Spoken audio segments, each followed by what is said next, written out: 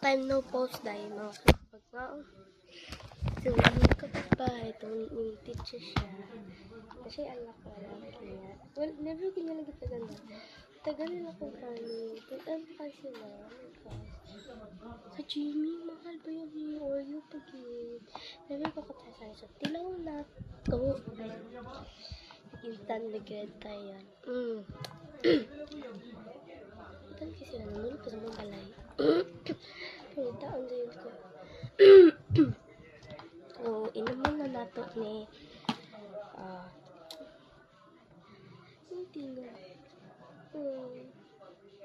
Kasi may laso nga, i-try lang. Yan, tingnan nila. Bukas na nato na ito.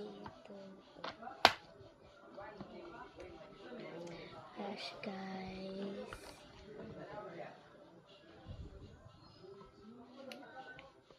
Ano kayo? Hindi siya Oreo. Pero may pagka-Oreo kaya. May ano kasi siya. Pero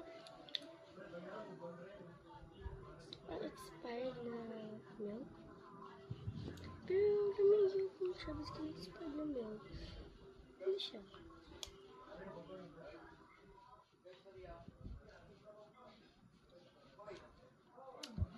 Siya sa Jimmy.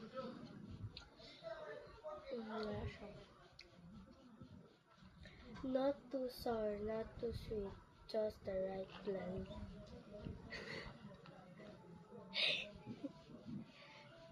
Salamat kayo sa Ginoo. Sa kasyang tagaan ko. Never get ko ka-try sa Jimmy. Naman ko pala ice cream. Kaya, okay lang dito tagaan ko.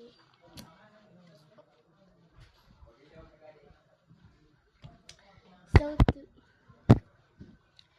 today, akong clay, nangahi na ka sa inyong no.